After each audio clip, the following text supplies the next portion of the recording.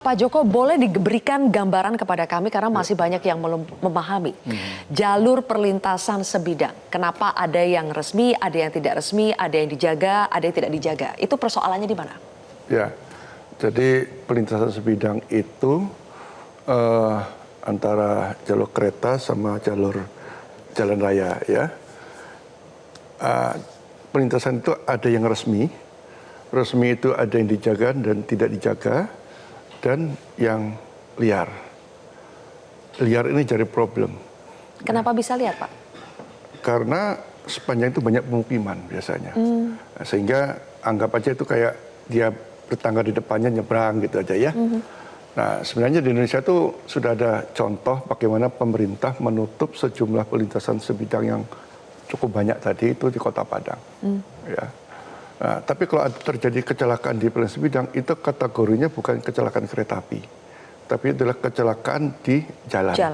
Ya, kalau kecelakaan kereta api itu 4. Keretanya terbakar, kemudian keretanya terguling, anjlok yang cukup banyak itu ya, kemudian tabrakan antar kereta. Nah, kalau tabrakan antar kereta minim sekali. Dan PT Kereta Indonesia itu setelah ada double track antar kota, kemudian ada transformasi manajemen, sangat menurun sekali. Tetapi di jalan ini jadi persoalan. Nah, perlintasan sebidang ini kondisi sekarang sudah darurat keselamatan. Nah, ini yang harus jadi perhatian pemerintah. Kami melihat kalau kecelakaan di perlintasan sebidang itu ternyata 85% itu yang nerabas. Nerabas berarti kan dia melanggar. Sudah ditutup, masih dia langgar. Masyarakatnya? Masyarakatnya. Jadi masyarakat kita tuh perlu edukasi lah, ya, agar dia mau tertib. Memang sosialisasi tetap berjalan selama ini. Tapi kan sosialisasi itu nggak begitu lama, paling 7 hari sudah lupa. Kita perlu edukasi yang lebih masif lagi. Di samping itu juga karena menerabas tentunya enforcement kita tuh rendah. Oh, law enforcement. Ya, artinya memang kita butuh pada dasarnya adalah perlintasan sebidang itu. Ini ada 2 undang-undang yang bicara itu, dari Undang-Undang Perkeretaapian sama Undang-Undang Lalu Lintas. Jadi intinya bahwa perlintasan tidak boleh sebidang. Yang JPL kecelakaan waktu itu taksi tertemper itu tidak resmi, Pak? Itu resmi kalau JPL, tulisan JPL-nya resmi ya. Cuman itu harus ditutup karena berbahaya sekali, ya kan? Apalagi yang tidak dijaga, resmi tidak dijaga. Resmi yang tidak dijaga? Tidak dijaga, karena ada kode JPL-nya itu ya. Resmi, kalau nggak ada kodenya berarti dia liar. Gitu. Jadi resmi sekalipun belum tentu ada yang menjaga ya? Betul, nah, bisa. Aturannya harus gimana, Pak? Harusnya resmi itu dijaga? Itu tergantung dari kondisinya. Ya, bisa resmi karena lalu lintasnya sedikit, ya nggak usah dijaga, nggak apa-apa. Tapi saya nggak tahu kenapa itu resmi tidak dijaga, mungkin juga butuh anggaran. Karena ini kan perlintasan itu wewenangnya ada di pemerintah, regulator. Oke, baik kalau begitu. Ya. Saya kembali lagi ke Mas Ilham. Mas Ilham, soal JPL yang resmi, tidak resmi, dijaga, tidak dijaga, itu membenahinya bagaimana ya? Ya, sekarang memang seperti disampaikan Mas Riza tadi, koordinasi antara PT Kereta Api dengan Dirjen KA ini memang harus baik. Kemudian mereka harus patuh pada master plan perkembangan perkeretaapian kita. Nah, sekarang kita melihat bahwa terkait dengan yang kecelakaan tadi ya, yang perlintasan sebidang. Kita melihat bahwa ternyata Dirjen KA juga tidak bisa untuk menyiapkan perlintasan yang tidak sebidang. Kalau misalnya itu mereka bangun kereta api, rel kereta apinya yang dibuatkan jalan layangnya gitu. Atau mereka buatkan underpassnya. Tapi juga tidak melakukan inisiasi pada pemerintah daerah untuk segera membangunnya.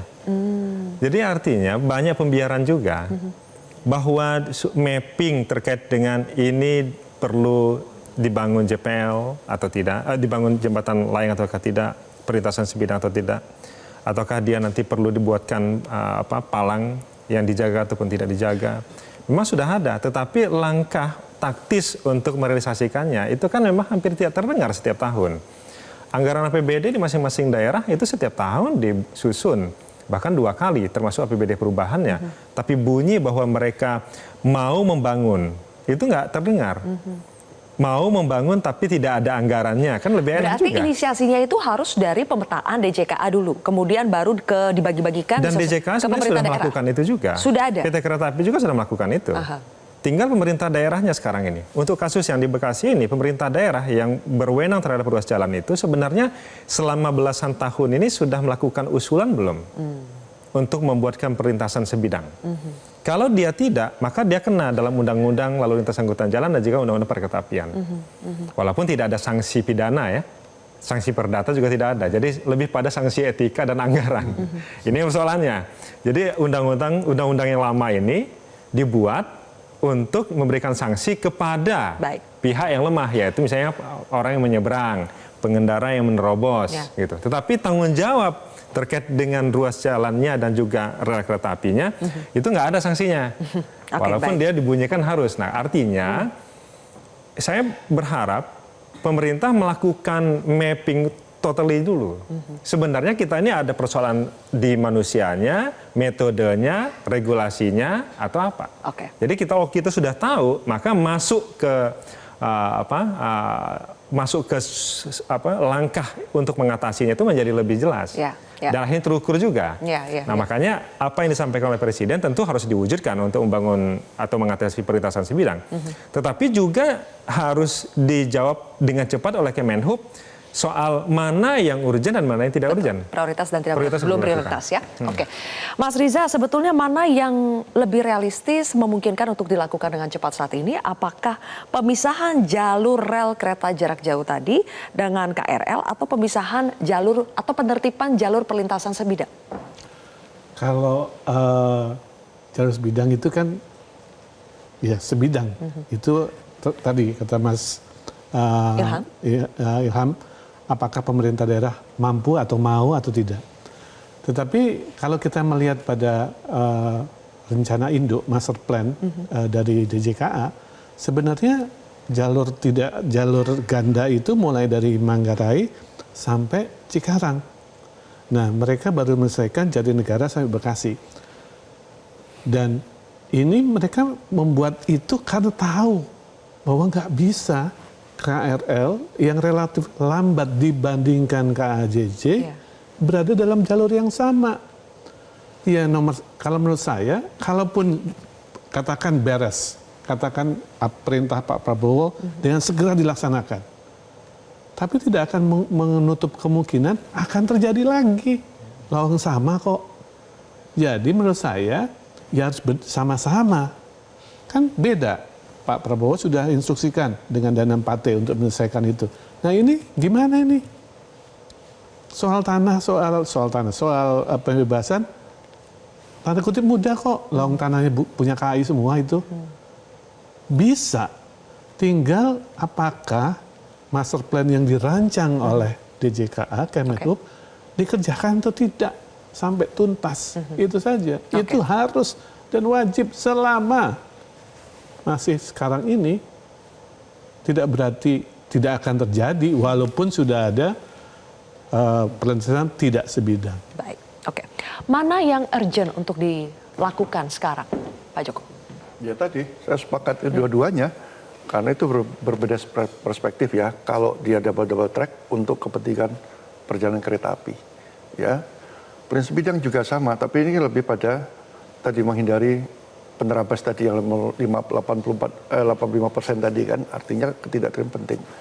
Nah, sebenarnya pemerintah sudah punya gambaran, jadi punya rencana strategis. Kalau jalan nasional itu ada 189 titik. Ya, itu di retro Kementerian PUPR dulu, jalan PU, itu sudah dari 184 sudah terbangun 49. Masih kurang 135. Sampai dengan 2039 akan tuntas untuk jalan nasional. Nah, rata-rata kita hitung berarti 13 tahun ini berarti setahun harus dibangun tidak sebidang jalan nasional itu 10 kira-kira. Ya 10 kalau 1 titik 200 M ya 2 triliun. Konsisten itu ya, itu hanya untuk fisik ya, belum bebas lahan.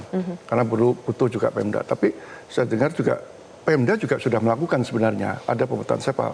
Ada satu Pemda di Jawa Timur, dia tuh nggak punya stasiun kereta tapi dilewati oleh perlintasan kereta, dia juga tukut bertanggung jawab itu nggak salah namanya Kabupaten Magetan. Itu nggak ada stasiun di sana itu ya. Tapi ada juga di Jawa Timur cukup proaktif saya lihat, sangat antusias sekali, bahkan satu kabupaten Lamongan itu cukup banyak perlintasan sebidang saya dengar anggarannya Dinas Perhubungan itu untuk ngurusi per sebidang jalan situ ya. Oke. Nah, tapi memang kembali kalau sekarang ini mereka terkendala juga anggaran. Jelajahi cara baru mendapatkan informasi. Download Metro TV Extend sekarang.